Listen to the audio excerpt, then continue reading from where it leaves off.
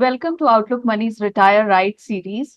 This episode is a part of the Investor Education and Awareness Initiative of Aditya Birla Sun Life Mutual Fund in association with Outlook Money.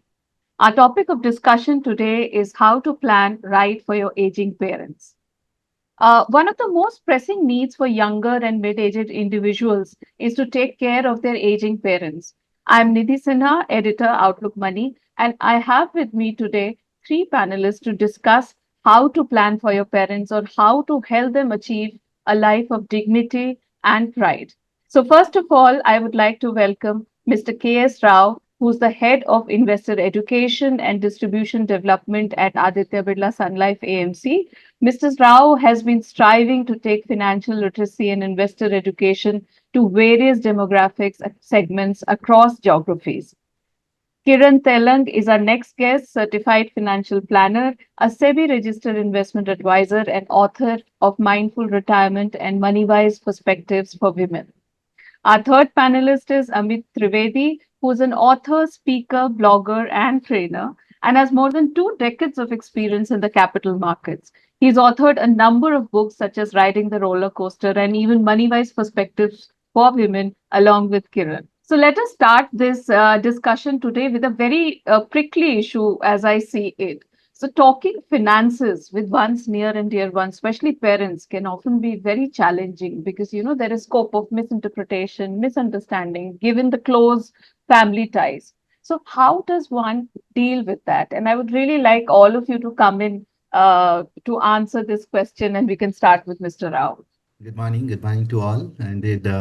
It's again honor to be among all the three wonderful individuals to be there. And thanks, Nidhi, for taking this. Earlier, normally when retirement planning is, we just talk about the retirement, which are different cohorts.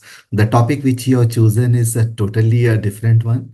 I'm Hmm. sure Kiran would have faced many such clients, but this topic would have come little later, which is hidden subject. It is a part of the subject, but it is never spoken subject, and speaking for that is very interesting. I'm sure most of the audience either the parent side or the children who are planning, it could be a very interesting stuff to put this attention to have that holistic planning. And in an Indian context, I think there is a one Sanskrit Subhashitam which will talk about parents and the relations with the parents very differently. The Subhashitam speaks like this. It's Vagartha viva samprukthau, Vagartha prativattaye, and Jagata Pitrau Vande Parvati Parameshwaram. Your parents are the divine, and your relation should be, and your responsibility is you need to take care of them because they have taken care of you so long. And it's a onus of responsibility on us to take care of the parents, and especially when they are entering into gracefully entering into the golden years. And it's also like, they will be in a dilemma how to do and what to do. And today the situation also very different. I think probably one thing will not fit to everyone. There are different kinds of scenarios are emerging. Most of the children are in abroad, and parents are in India. And how to plan not just for finances, for broader living things. It's true. And there are scenario in India where children are comfortable financially, all that they need to provide for it. And there could be a scenario where children themselves are struggling with the finances. It could be a challenging for them.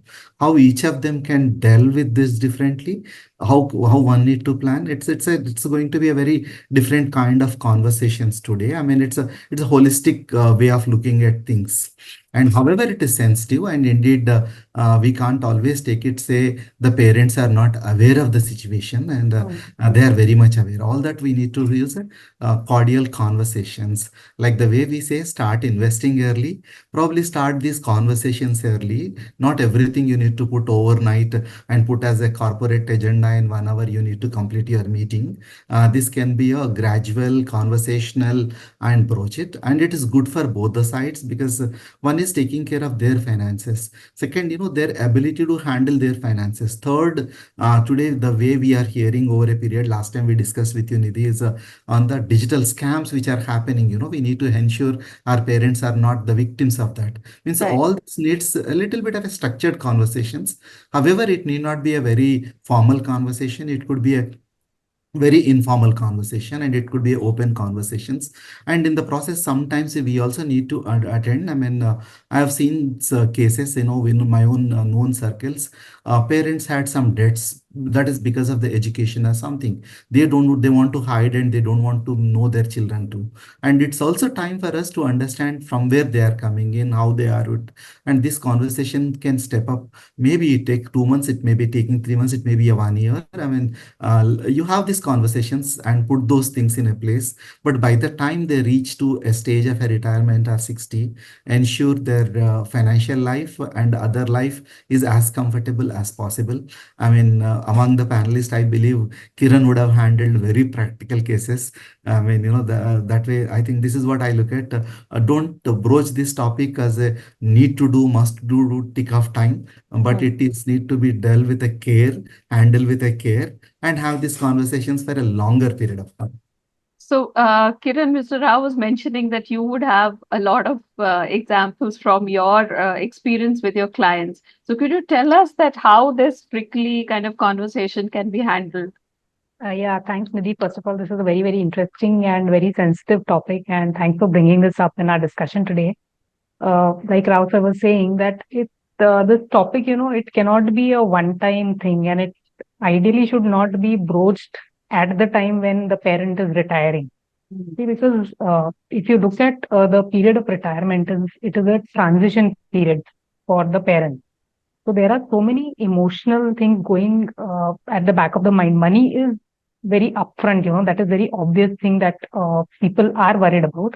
But if you look at the mindset, imagine a person who's been a senior a person in their career.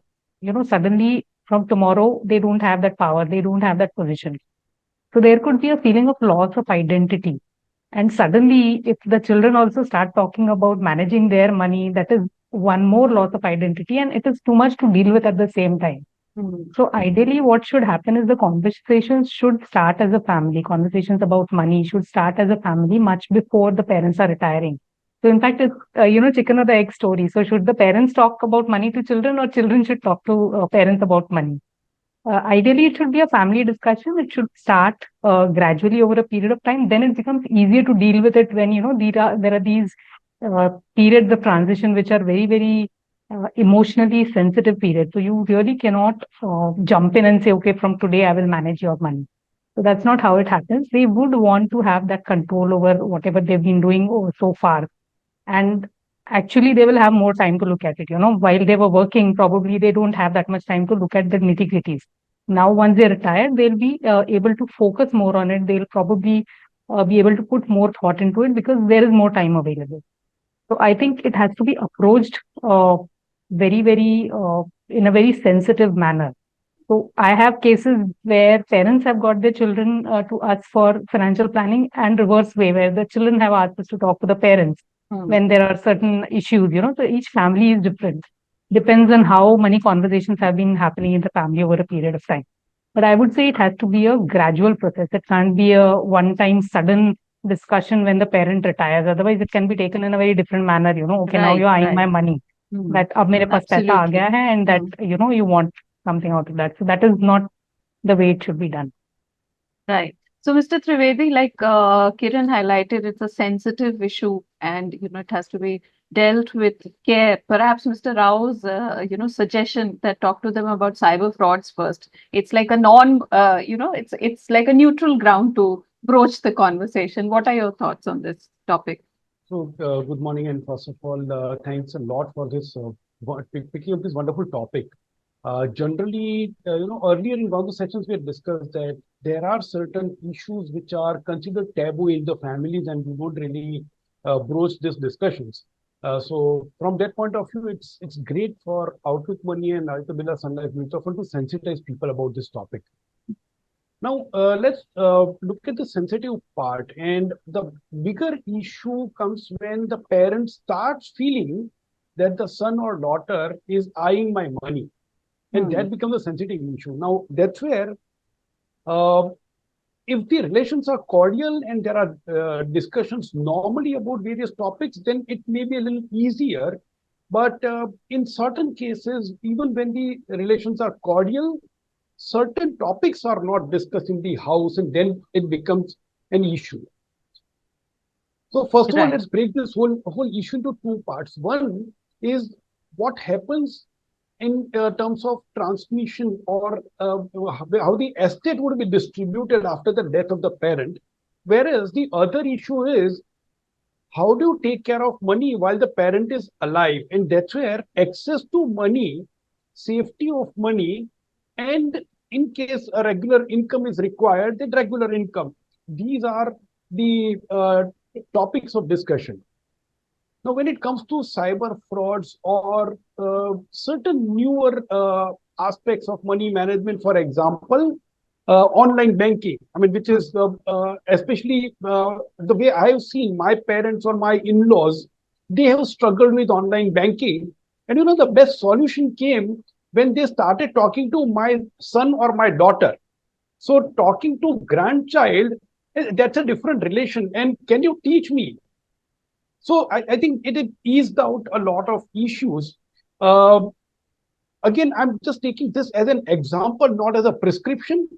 But if the relations are such, then even taking help of grandchildren also could be a good idea to warm up. And then we can go further on that discussion, highlighting cyber frauds, highlighting facilities of online banking or mobile banking, and then slowly and gradually breaching the topic related to the more sensitive part, and eventually leading to the discussion on will.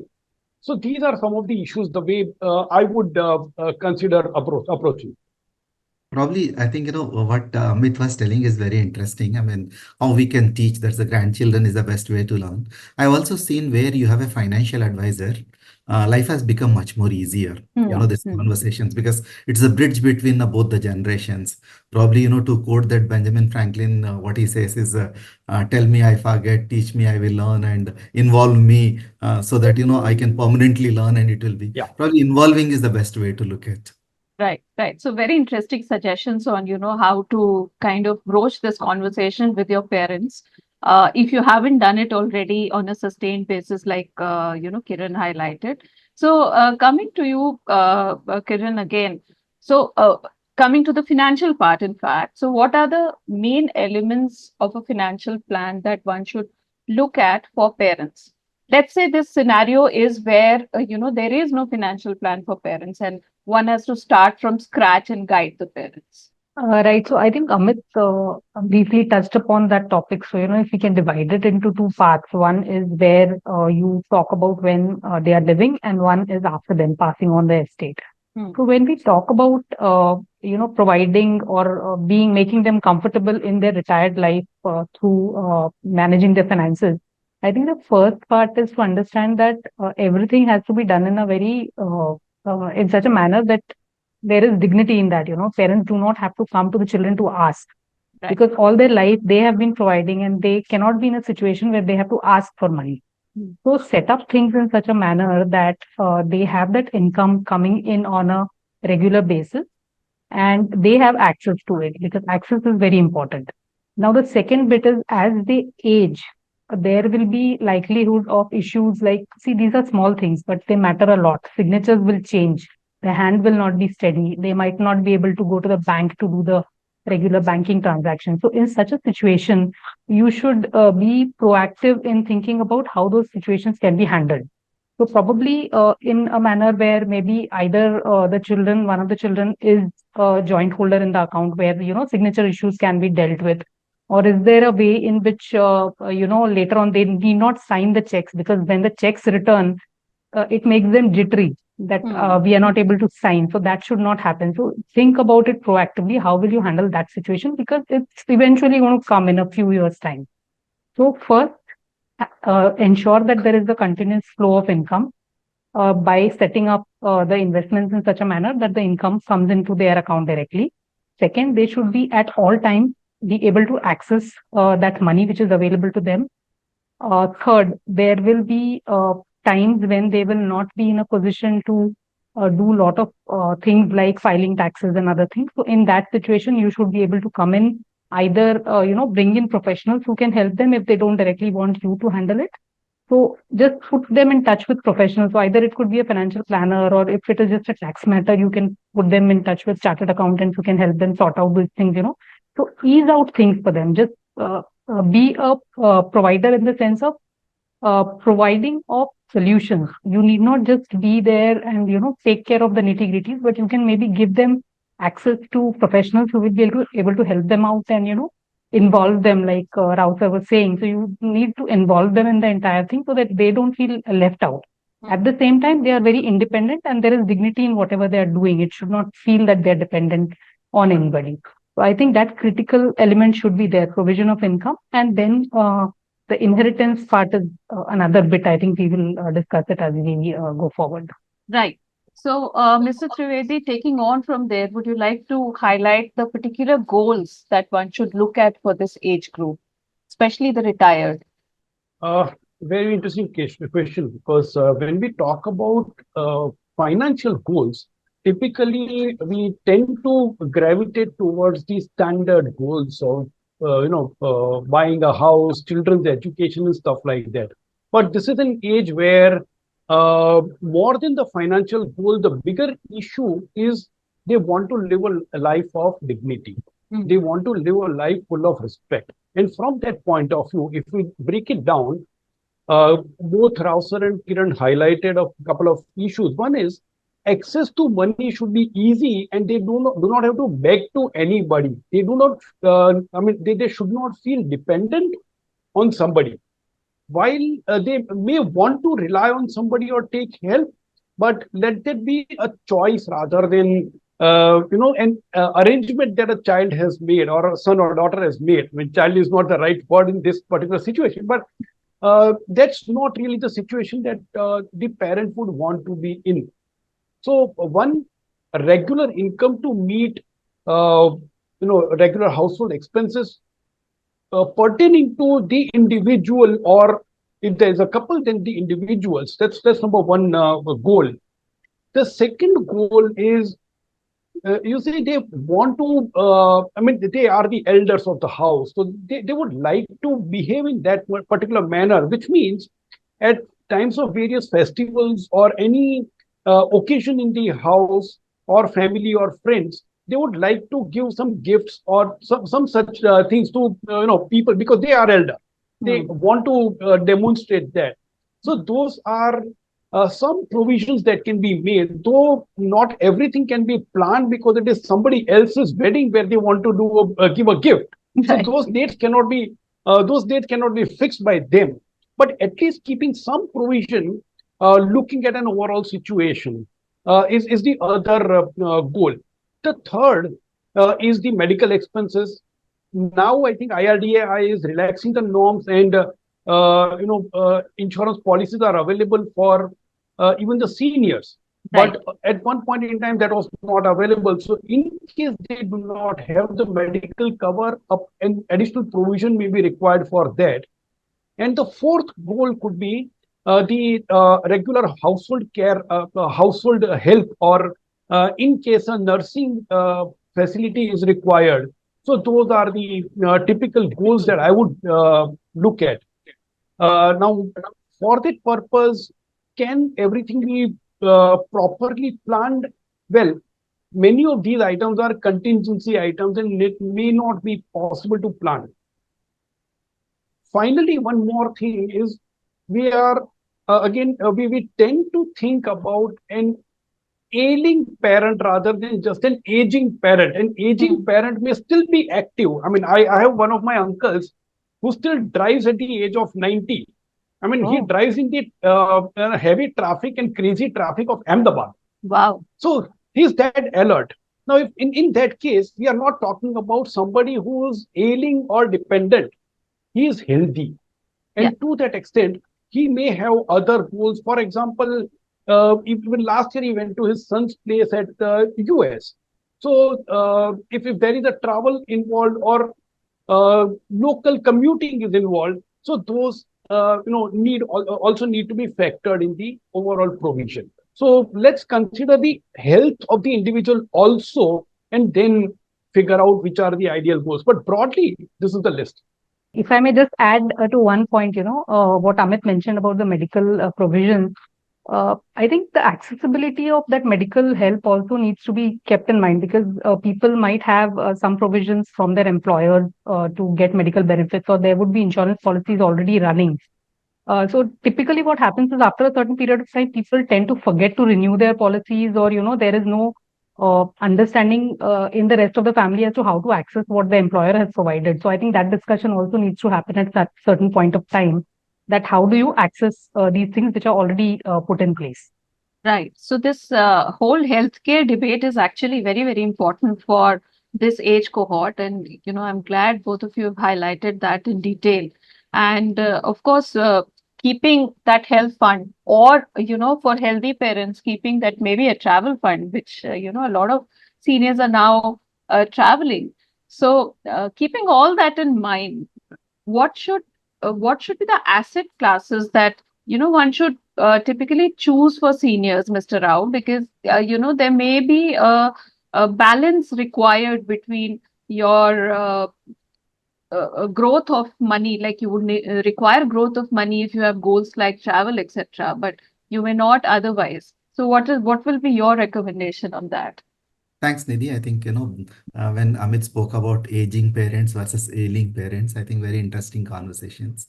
And when we look at asset allocation here, probably we should not go with the stereotype asset allocations which we normally speak everywhere. Here, how we can make their life much more simpler. It is, growing wealth is, it's important part of the income will definitely grow, but predominantly giving a rather regular income to them is the most important. And as you put it earlier, now most of them would like to travel. They have their own groups, and they have they are very different today, and Hmm. they would like to be more independent today. If you can look at most of the senior citizens, they want a lot of independence for themselves. And while planning, probably while making it simplifying, the asset allocation could be like this. Even if I look at parents, I mean, most of the times people think of crediting the money to the father's account. Rarely they think of crediting to mother's account. And and as earlier, Amit was telling, when there is a wedding, etc., is happening, it is a mother who goes and gives the money, not the father, most of the times. And probably, if you can look at, I mean, probably I call this as another PPF account. It is a parents' pride fund. I mean, give it to the mother account and put it, she can spend as the way she can. She may not spend, but, keep that, like while your emergency fund, you can plan this fund too. And even there, we can look at like this. It's create an emergency fund for the parents, and that can go to the liquid fund and make them, how to operate it is as simple as today, swipe of the button, swipe of the things, they can get the things done, and money is available to them at any given point of the time, which that money. Second is, look at the systematic withdrawal plans with a fixed amount which is coming to their account as a monthly expenses, which is coming. And third is, when we spoke, I think Kiran was talking about the medical emergency, etc., and Amit was also talking how the IRDA is liberating it. However, it is there, the health insurance will not cover a lot of other expenses. It is like, I've seen recently for a couple, I mean, it is a OPD expenses. Sometimes it is discounted there. And, you have a sudden injuries. You can't say my insurance policy is there. I need to get, you need to go and attend whoever so is available to you. And some of them, even the treatments like for elderly people, the physiotherapy, and that is not included in any insurance policy today. And more so, the dental expenses are never covered even Hmm. for any citizens.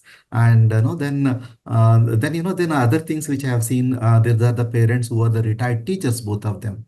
Suddenly they broke their spectacles, and for them, they find this is a very expensive, because they have seen the lesser expenses when they in their younger age, the amount today it is a 10x of its psychological barrier. Now Right. keep these minor things in the mind and plan for them, because here, more than the money, the stress levels they undergo is very differently. And I've also seen parents never would like to ask money from the children. Hmm. And then asset allocation is coming. Put your emergency fund as a, as a contingency fund. Then put your debt funds as a SWP. Maybe the left out one can go to your balanced advantage or MAF kind, which can grow in the wealth, and it can happen. And we need to be much more sensitive how they should not feel the lack of money at any given period of time. How you can manage. And even, and most of the housing societies today, they have a bank ATMs. Probably quite a good amount of money can be in their bank account too. Hmm. Nothing wrong in it, it's that's a way to look at. Right, right. And I'm very glad that you've taken up this issue of that why you should also put some money in your mother's name, because a lot of times, especially when there are unfortunate events, there are deaths. Women have longer life expectancy, so making them independent, and especially the homemakers, making them independent and kind of guiding them on how to become financially independent can be very, very important. So coming to you, Kiran, all the speakers have touched upon the issue of inheritance, but it could be a big issue, and especially in kind of scenarios where one spouse is no more, and maybe the earning spouse is no more. So what are the things that can be put in place to kind of make a smooth transition? And perhaps that's more on the parents rather than the child. But again, if they are not conscious about it, sometimes the children may find it difficult to kind of broach that topic. Right. So, amongst everything, I think inheritance is the most touchy topic to discuss with parents, and Right. even grown-up senior citizens who have super senior citizen parents are not able to talk about it. Hmm.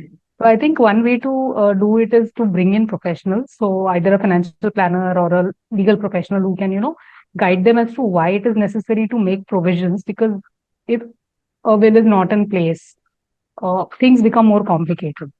So, normally, what needs to be done is that in case of passing away of the primary person who's managing the finances, the other spouse should be able to access the money for at least some period of time till things can be, uh, you know, uh, put in place for a regular income and other things.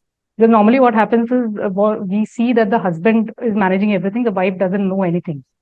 And when the husband passes away, the wife is at a loss for even her daily expenses. So that should not happen. So there should be enough money available in the savings account or fixed deposits, which are the simplest products. You can just go to the bank and withdraw the money for your daily requirements.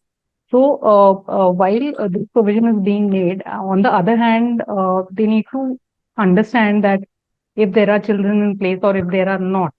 So in both scenarios, you need to define how your wealth is going to be uh, given to the next generation. So it can be normally what we see is it's typically to the spouse, and after the spouse, it goes to the children. So this is typically how most people want their wealth to pass.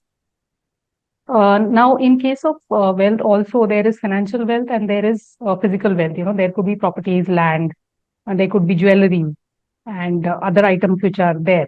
So for financial wealth, it is very simple. If there is a nomination in place, the money will be given by the institution to the nominee. And then if the nominee is also the legal heir, normally it's the wife and the children who are made the nominees. So then Hmm. things are simpler. But in case there are no nominations, it becomes more complex. In case of properties, it's more complex, and depending on where you hold your property. Like, for example, Bombay, Madras, and Calcutta, the erstwhile presidencies, they have a requirement of probate. So if you don't have a probate of a will, the passing of the property to the next generation is more complicated. Whereas in rest of the country, probate is not necessary. Okay. Now, if there is no will in place, there are succession laws which are in place. So the laws define that आपके बाद आपका पैसा किसको मिलेगा, how it is divided and who are the legal heirs. If you want everything to go in a certain manner, you have to write a will. Otherwise, the laws will come into place.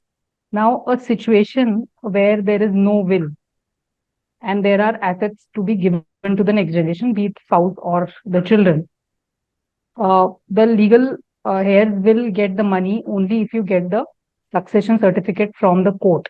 And getting a succession certificate is not an easy task. I mean, it involves money, it involves a lot of time, and it is very complex. Also, what happens is in succession certificate, you have to list down all the assets. There are like maybe 50 shares, 50 companies of, shares the person was holding, and those have to be listed down if they were in physical. I mean, a lot of cases come where we come across where there are physical shares, so then you have to Hmm. list down everything. And if you miss even one, after the succession certificate is then you'll have to go back to the court to get a fresh succession certificate amendment. So that again is very time consuming. Whereas if you look at in this scenario, creating a will, you can just put an asset class that, okay, all my shares go to my wife or to my children, or they go to them one third each. So, it is much simpler that way. You don't have to list down. And even if you miss out something, there is something known as a residual clause in the will. So whatever I have not mentioned, if there is anything else, this will go to XYZ person. So things become simpler if you write a will, and people need to understand this, make it easier for your family to get what they really need. It's their wealth. I mean, they will inherit that eventually. So make it simpler for them. I think uh, people need to understand that, and getting professionals to deal with this is the best way to take care of this issue. So the next question that it's going to Mr. Trivedi, and you were talking about ailing parents versus aging parents earlier, and now a lot of seniors, like even people I know, they are opting for senior living options. So my question to you is that what should one consider when looking at senior living options, and where can one find about such options? Because a lot of people have this, need or want to do that. They do not want to be dependent on parents, but then they do not know what are the options available to them. First of all, I mean, it's a very, very new concept as far as India is concerned. Senior living facilities, maybe less than a decade old, though discussions started and it probably might have begun earlier. Uh, at a particular point in time, we used to have the old age homes. Now we call it senior living facilities. The old age homes were considered to be a taboo at one point in time. Today, the parents are opting for the senior living facilities, and then to that extent, or the elderly themselves are opting for that. So, to that extent, the taboo seems to have gone down to some extent. Um the best senior living facility, according to me, would be that the family lives together. The parents are able to live with their own children. That's the best that can happen. However, the practical reality of life is that a lot of times the children are living away in a different city or maybe a different country also, and to that extent it becomes difficult. Um so first of all, if one were to go to a senior living facility at that age, the biggest risk that any senior person faces is the risk of falling down, because it's observed that once a bone is broken uh, because of a fall, then that is the beginning of too many problems, one after the other. So there is a cascading effect happening. And from that point of view, any living facility, be it a professional senior living facility or otherwise, it should be such where the probability of falls can be reduced. Now, how do you reduce it? So first of all, if there are multiple levels within the house, if one has to climb some few steps or climb up or down, that's a risk. If there are enough number of railings to hold on to, that is a safety mechanism. If there's furniture with too many angles and protrusions, that's a risk. Versus if it's a carpeted place, that's a safety mechanism. Some of these things need to be taken care of, or even a rubber mat in the bathrooms. So those things are uh, something that we need to take care of. Now, I'm generally talking about whether one is living in one's own house or a senior living facility. This part is applicable to both. But when you opt for a senior living facility, first of all, do you own it or you rent it out? Is one question that we need to consider. There are facilities available where you can buy it, and once you have bought it, then later on you can transfer it while you are alive or through a will. But if you rent it out, then anyway, there's no question of owning it, and you continue to pay rental till you live there. That actually may be a better choice in a few cases, because there is a higher amount of liquid cash available for various purposes. So if you rent it out, then that could be a better choice. And the chances are that the next generation may not want to live in that facility. So to that extent, a typical house ownership versus a senior living facility ownership could be looked at differently. The third thing is the doctor. Medical facilities, doctors' visits, medical shop, how accessible these are. Even when there is a doctor regularly visiting, I would personally believe that this living facility should be closer to a large hospital. We've seen certain places where the hospital is little far off, maybe 30, 40 kilometers or 50 kilometers away. And then by the time the person reaches the hospital, it could be too late. So the hospital better be closer. So that's another aspect that I would look at it. Of course, cost is definitely an important consideration. Uh, but who are the others living in that facility is something else that I would want to check. What kind of surrounding is there, and overall, what are the recreation facility for that age group? So, is there a walking track? Is there a good garden where one can go and sit? So, these are some of the things that I would personally look at. Unfortunately, if you search the internet, there is not enough information available at a consolidated in a consolidated manner at one place about the senior living facilities. And to that extent, uh, detailed research might be required, time-consuming research might be required. But I appreciate Outlook Money for covering this topic a couple of times in the magazines. After the retirement conclave that you did. After that, I think in a couple of issues you covered this point very well. So, but otherwise, one can fail to get consolidated information at one place, and that means some of these parameters must be researched properly. Finally, there are a few senior living facilities that allow a trial stay, and that also may be considered. So you can just go and stay there for a couple of weeks or a month also in a few cases, and just experience how do you like it or not, and then one can take a better call.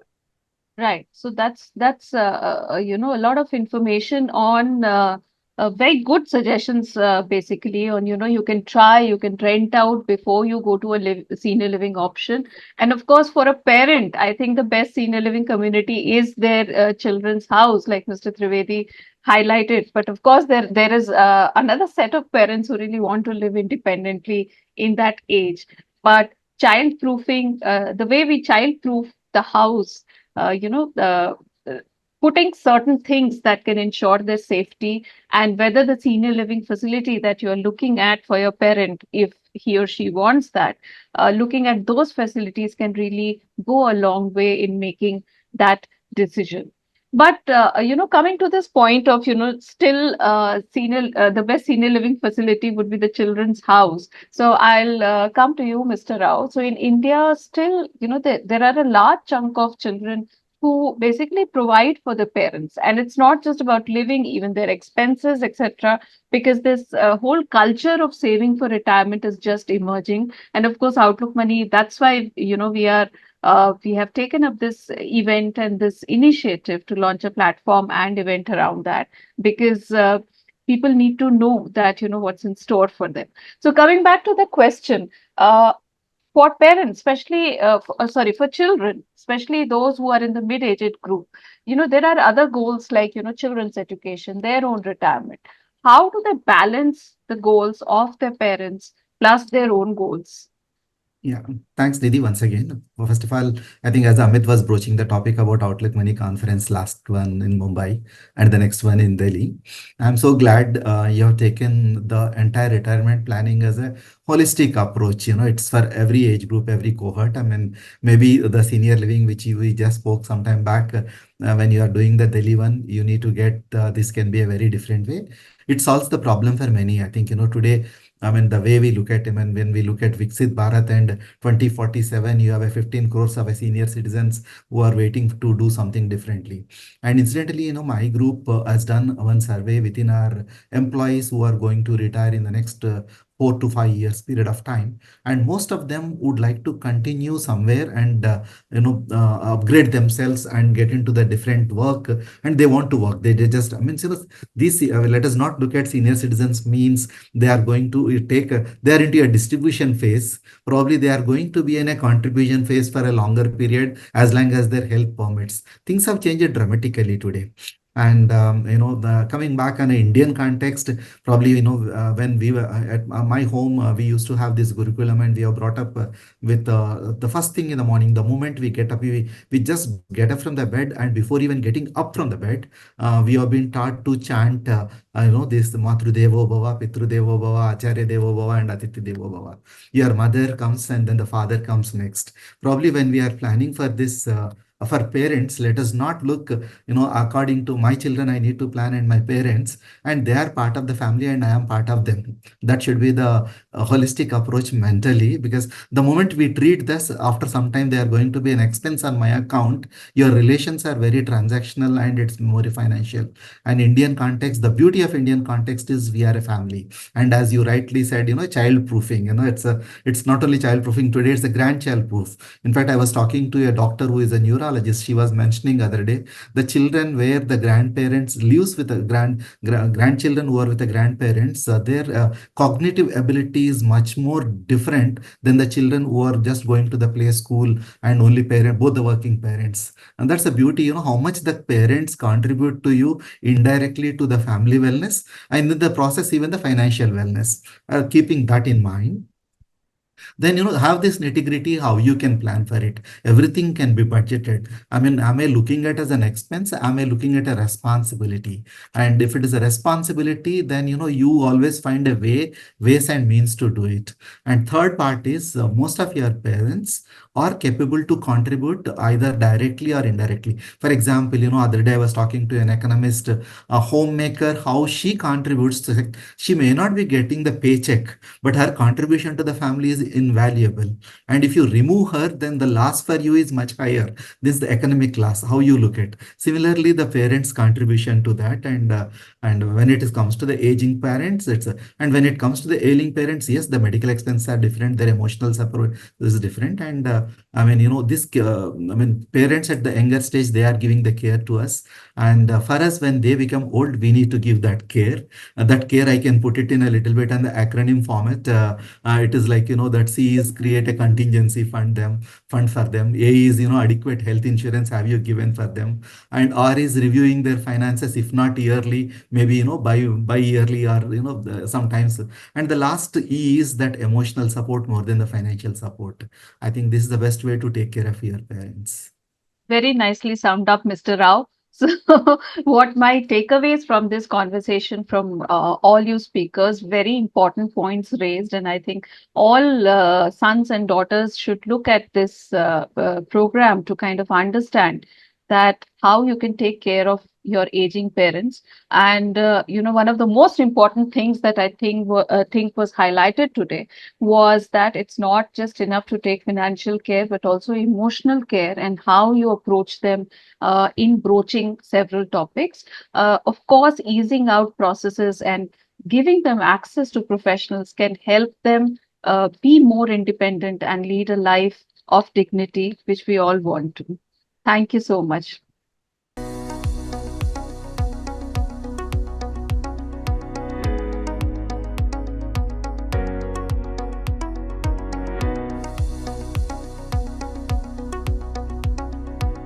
Mutual fund investments are subject to market risks. Read all scheme-related documents carefully.